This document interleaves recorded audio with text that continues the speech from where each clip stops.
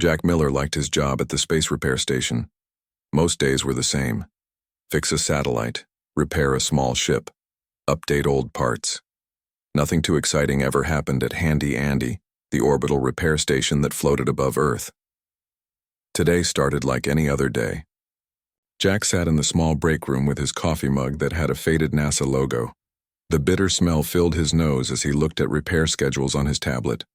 20 years working in space, and he still couldn't get good coffee.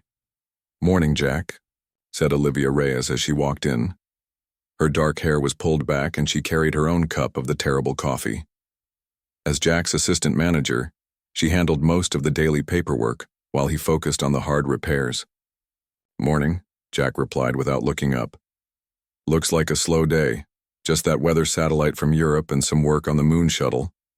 Olivia nodded and took a seat across from him. "Maybe we can finish early. My son has a baseball game. Tonight." Jack was about to answer when a loud alarm rang through the station. The sound made both of them jump. Red lights flashed along the walls. "What the hell?" Jack put down his coffee and rushed to the main control room with Olivia right behind him. Inside, the young operator named Pete looked up with wide eyes. "Sir, we have an emergency docking request." "Military? Research vessel?" Jack asked, moving to look at the main screen. Pete shook his head slowly. "No, sir. It's not one of ours." Jack stared at the screen.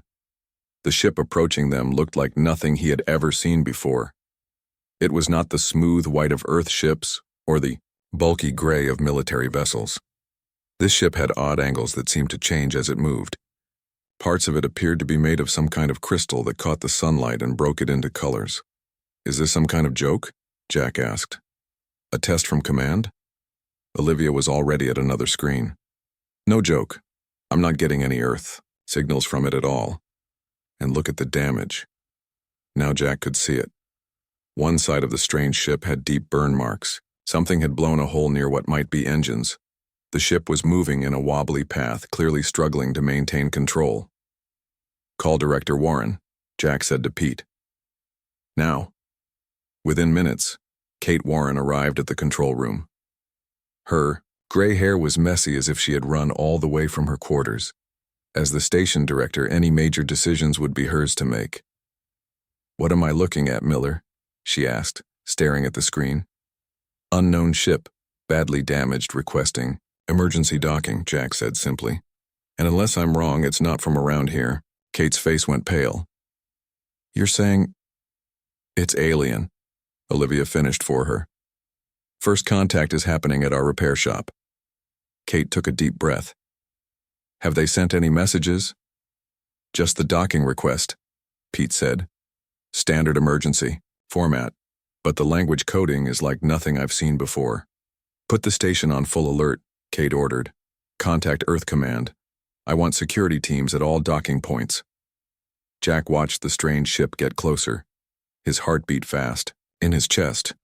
After all the years in space, he never thought he would be part of humanity's first alien encounter. "Should we answer their request?" he asked. "They look like they're in real trouble." Kate thought for a moment, then nodded. "Yes, guide them to the emergency dock, but be ready for anything."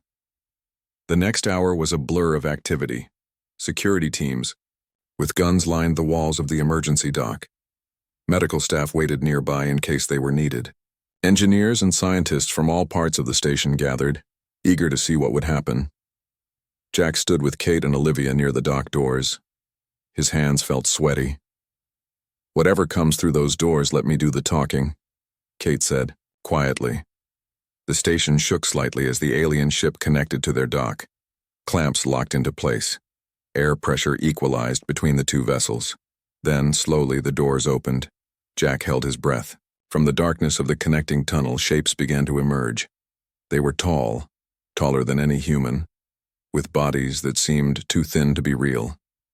Each had 6 limbs, with 4 used for walking, and 2 that looked more like arms. Their skin caught the light in a way that reminded Jack of fish scales, shimmering with colors that changed as they moved. 3 of them entered the station. They carried no visible weapons. The one in front wore something around its neck that began to glow as it approached. "We thank you for allowing us to dock," said a voice from the glowing device. It sounded mechanical but clear. "We are the Zilari.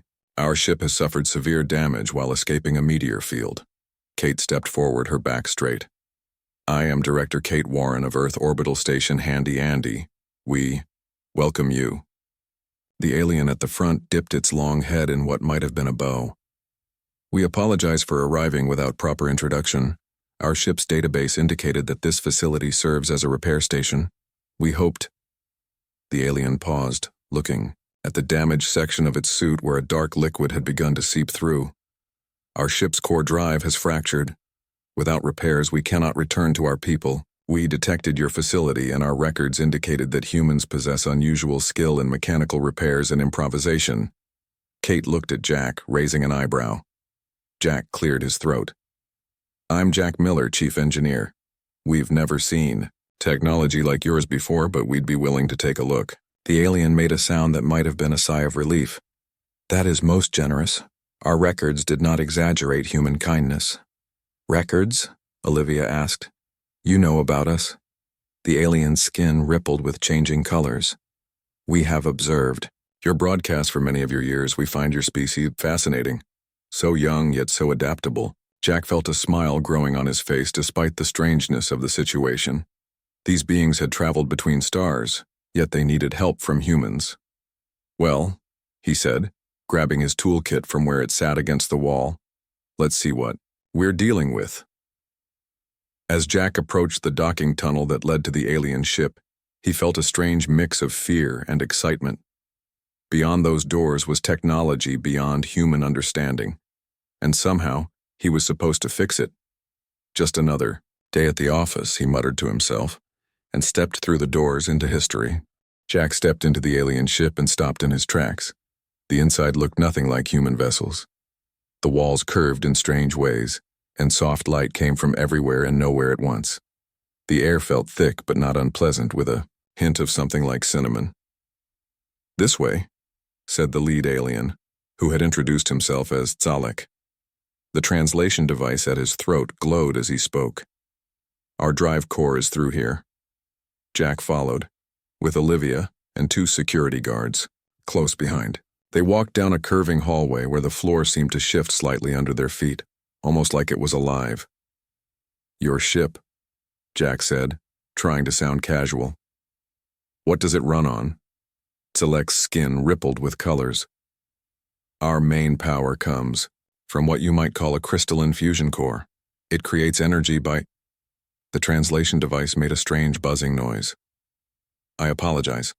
Some concepts do not translate well." They entered a large round room. In the center floated what looked like a cluster of crystals, each one as big as a car. They glowed with a blue-green light, but Jack could see the problem right away. 3 of the largest crystals had deep cracks running through them. Dark energy sparked along the breaks. "According to our engineers, this damage is beyond repair," Tzalek said. "The core crystals are grown over decades in special conditions found only near our homeworld. When they fracture like this, replacement is the only option." Jack walked slowly around the floating crystal cluster. The security guard stayed by the door looking nervous, but Olivia followed him. "How long would it take to get replacements?" she asked. "A rescue ship would take 3 of your Earth months to reach us," another alien said. Jack reached out his hand, stopping just short of touching one of the cracked crystals. "May I?" Tzalek nodded.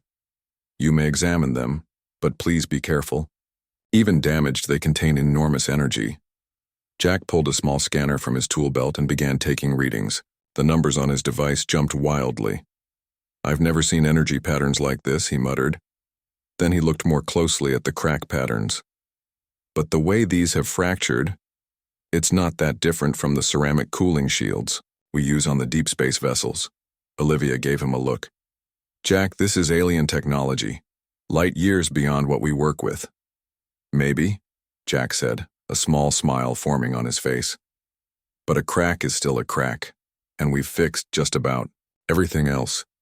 He turned to Tzalek. "I'm not promising anything, but I'd like to try something. Can I bring in some of my team?" Tzalek's skin flashed with bright colors. You believe you can repair our drive core? Our own engineers said it was impossible without complete replacement. Well, Jack said, humans have a different view of impossible than most folks, I guess. Within an hour, Jack had assembled a small team in the alien engine room. Alan from metallurgy, Chris from nanotech, and Samantha from the 3D printing lab stood around the crystal core, each taking their own readings. The fracture patterns are complex but consistent, Alan said, looking at his scanner.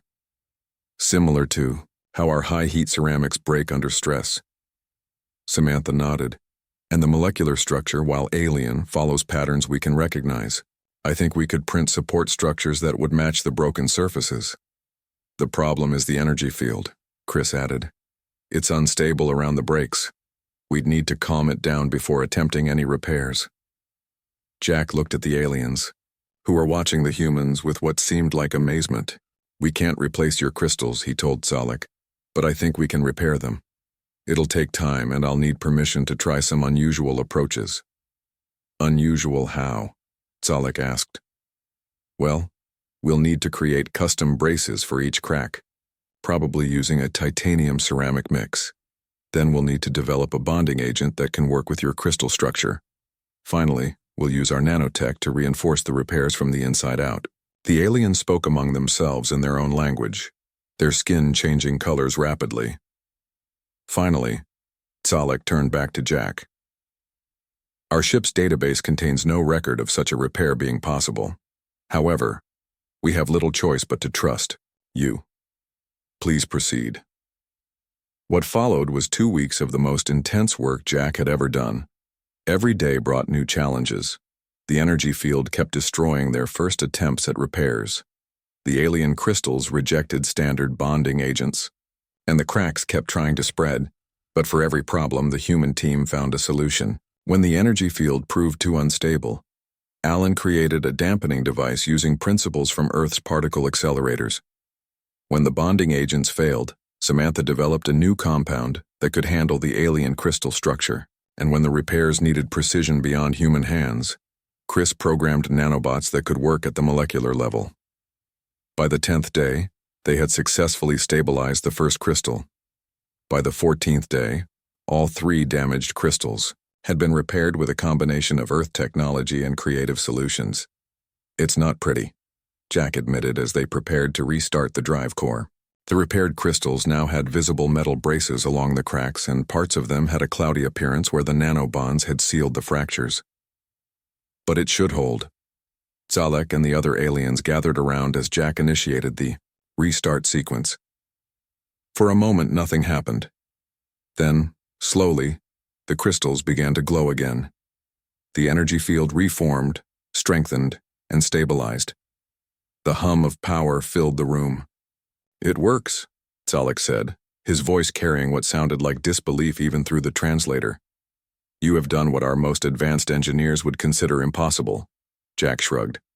Humans have been fixing things with whatever we have, on hand for our entire history. We just used the fancy version of duct tape and WD-40. When the repairs were complete, Zalek insisted on paying them with rare minerals and data about safe travel routes through nearby space. Information far more valuable than any money. As the alien prepared to leave, he approached Jack one last time. We will tell others of what you have accomplished here, Zalek said. In our database, we will mark human repair capabilities as exceeding all known parameters. Jack laughed. Well, if any of your friends break down near Earth, tell them to stop by. We'll keep the lights on. Little did Jack know just how many visitors would soon take up that offer, or how it would change humanity's place among the stars. 6 months after the Zalari ship left, Jack sat in his new office in the expanded section of Handy Andy. He still wasn't used to the title on his door, Interspecies Repair Coordinator. His old coveralls hung on a hook nearby, a reminder of simpler days when fixing satellites was considered complicated work. Another one just entered Earth orbit, Olivia said as she walked in. She handed him a tablet showing a ship unlike any they had seen before. It looked like a collection of bubbles stuck together, with no clear front or back. Jack sighed. That's the 3rd one this week. What's wrong with this one? They sent a message saying their atmospheric regulators are failing, Olivia replied. They call themselves the Vroon. Apparently they breathe a mixture of gases that would kill humans, so we'll need to use the new sealed workshop. Jack nodded. In the months since the Zalari visit, Earth's governments had quickly realized the opportunity in front of them.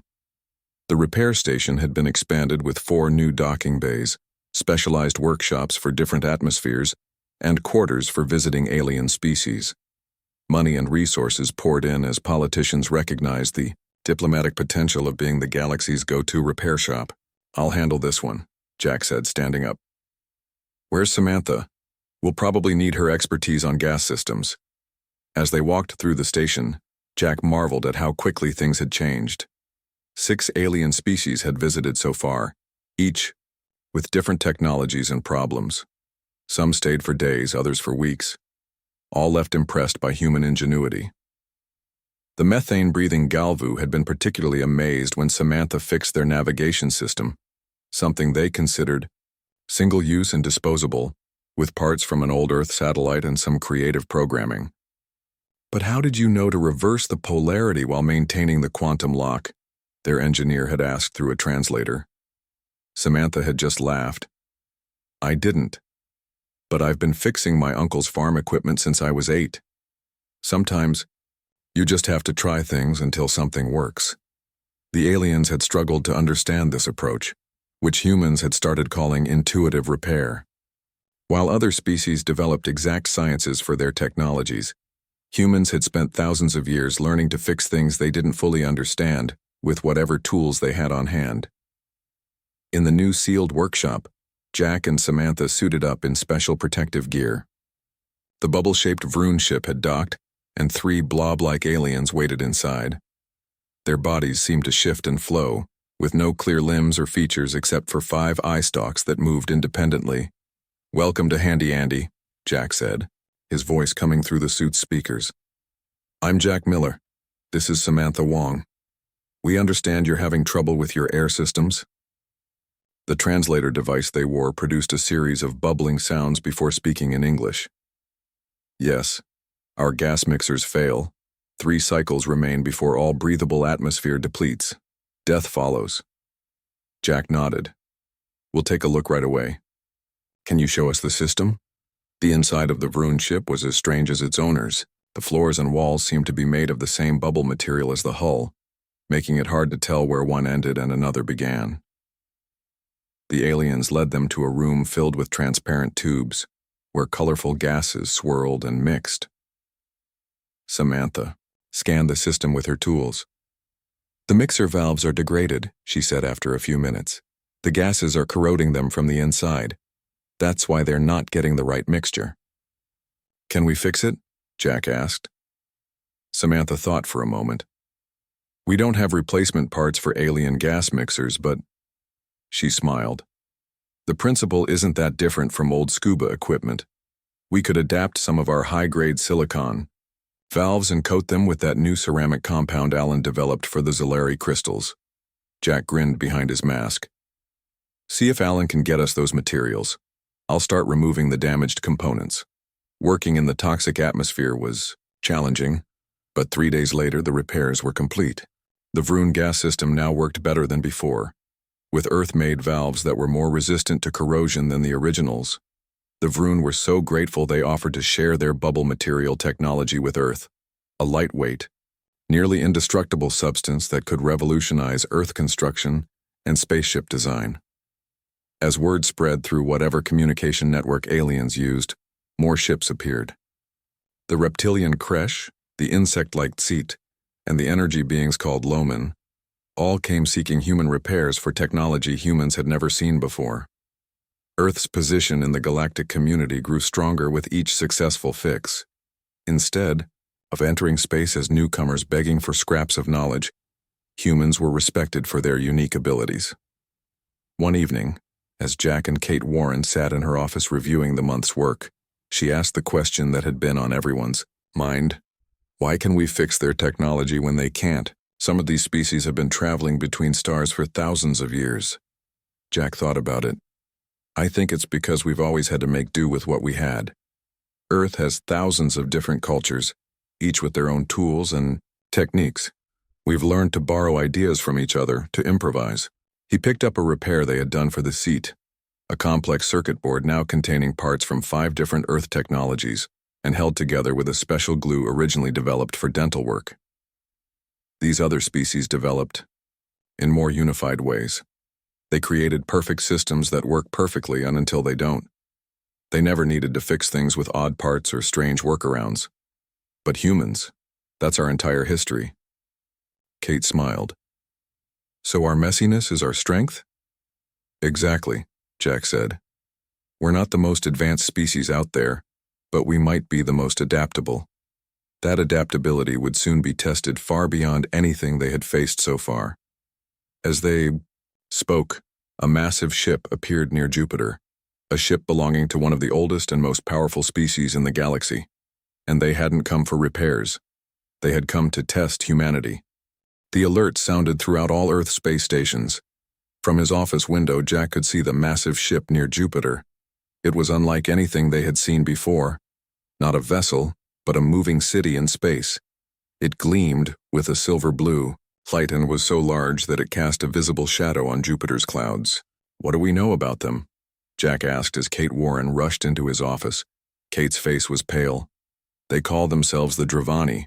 According to the other aliens, they're one of the oldest species in the galaxy. They've been traveling between stars for over 50,000 years.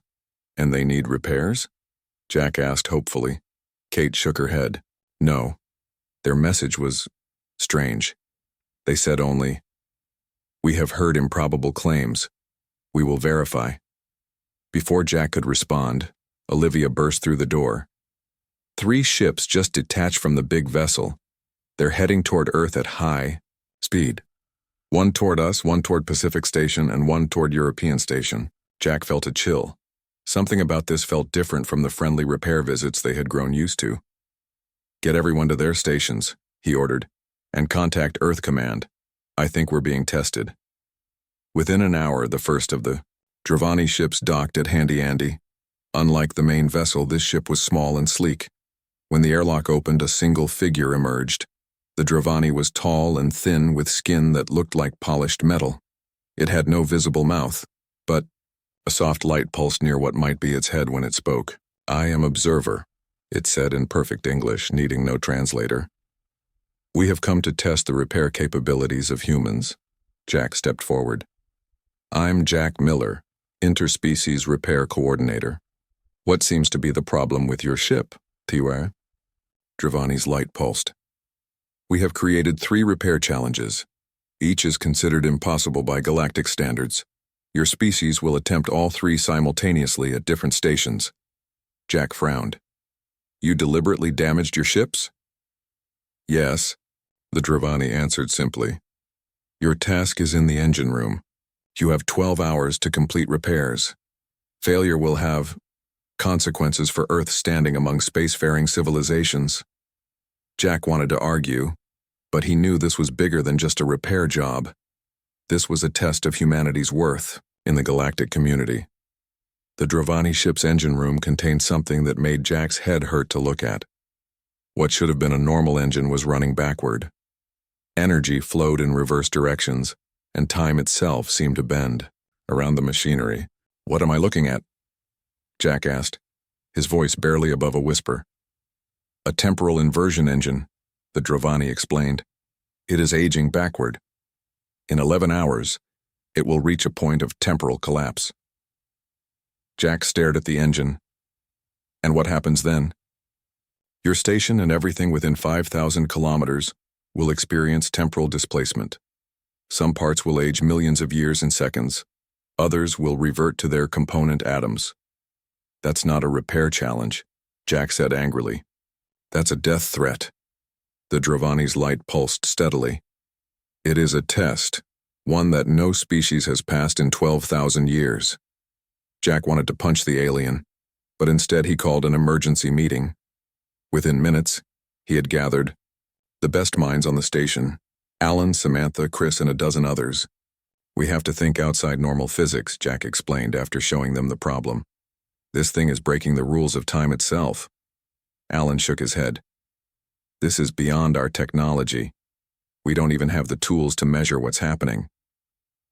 Then, we make new tools, Jack insisted.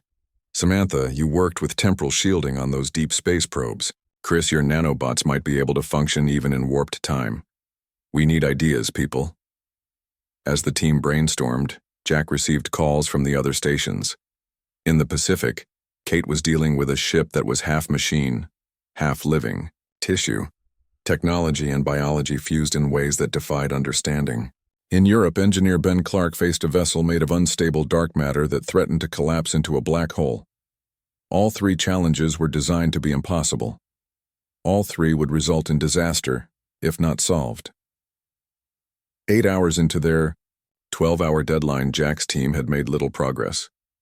The temporal distortions were getting worse. Tools aged to dust or reversed to raw materials in their hands. Equations written on boards changed as time fluctuated around them.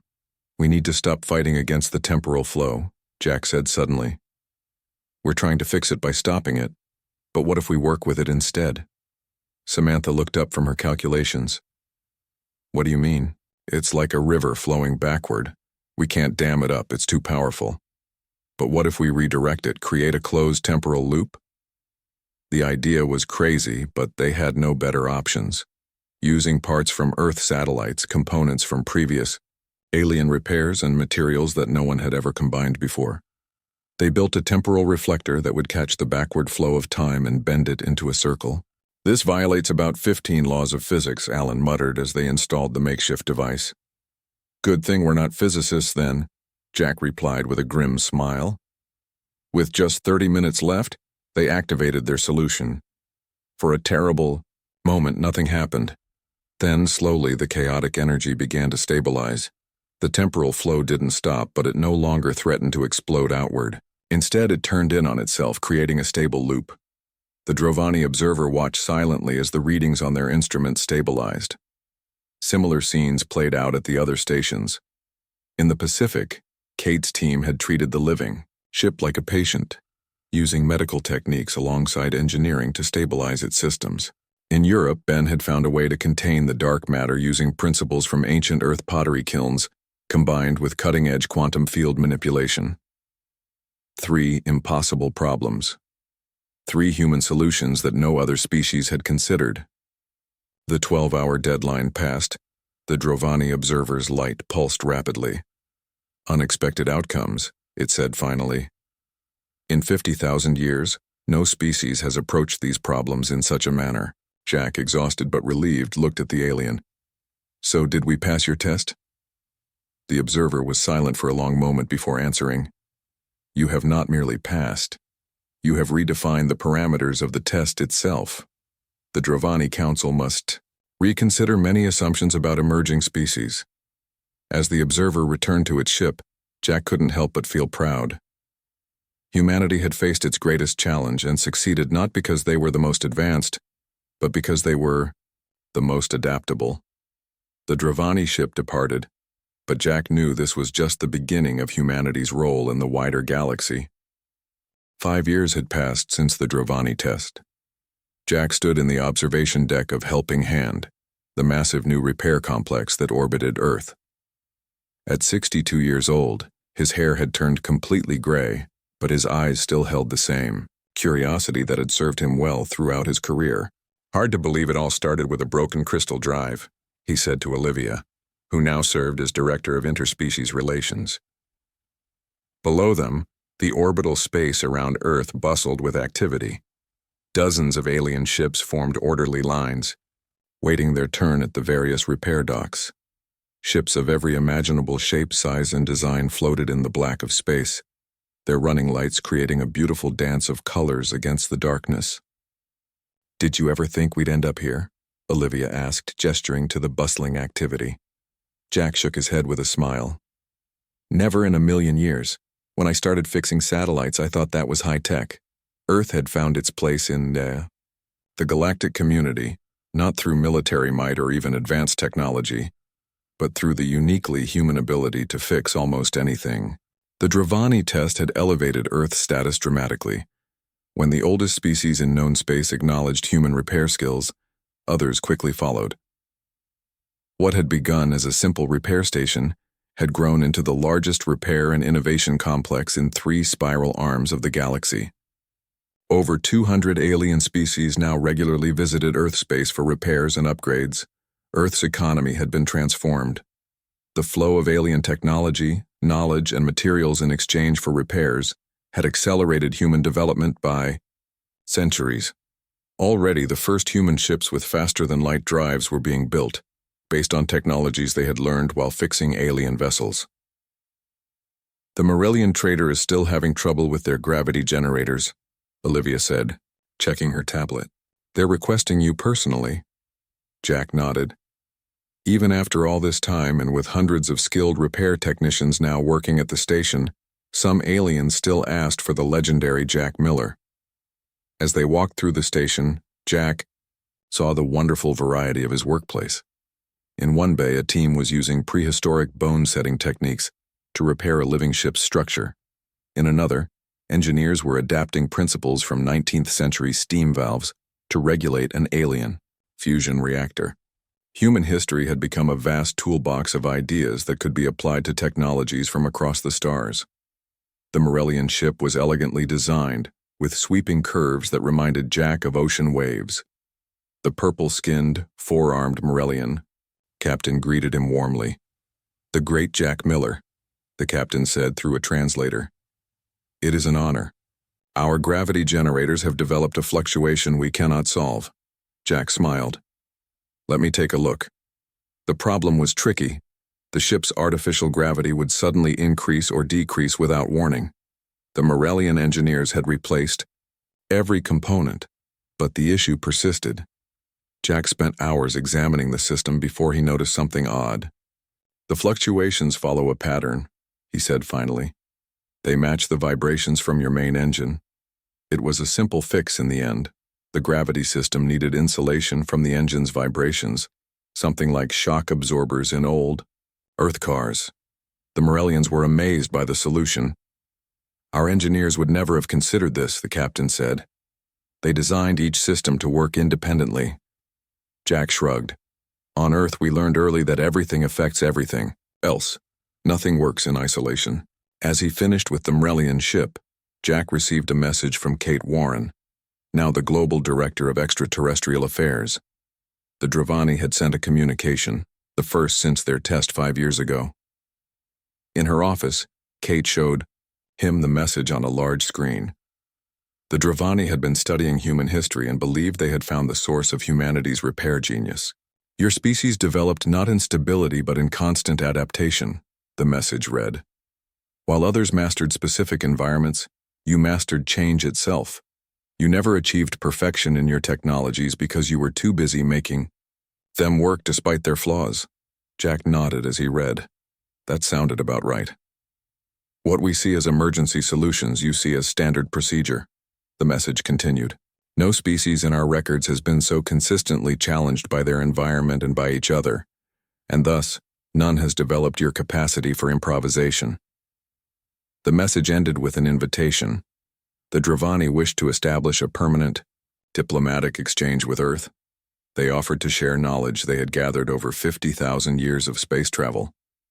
"Well," Jack said with a low whistle, "I guess fixing their impossible test made an impression." Kate smiled. "You did, more than fix it. You showed them a completely different way of thinking. They've been sending observers to study how we work. Apparently, we're teaching the teachers now." Jack was about to respond when an alert sounded. A new ship was approaching Earth, unlike any they had seen before. Its design was so strange that sensors couldn't make sense of it. "Looks like we've got a real challenge coming in," Olivia noted, already analyzing the unusual vessel on her tablet. Jack grinned, feeling the familiar rush of excitement that came with facing the unknown. He might be approaching retirement age, but the thrill of a new puzzle never got old. "Good," he said. "I was starting to get bored." As the strange new ship approached the station, Jack thought about humanity's journey so far. From a single planet to a key member of the galactic community in just a few years. all because humans had spent their history learning to make things work, with whatever tools they had on hand. The future would bring more challenges, more strange technologies to fix, more impossible problems to solve. And humans would face them all with their toolboxes, their creativity, and their stubborn refusal to accept that anything was truly beyond repair. Around them, the repair stations of Earth continued their work, a beacon in space that said to the galaxy, "Bring us your broken ships, your failed systems, your impossible problems. If it can be fixed, humans will find a way."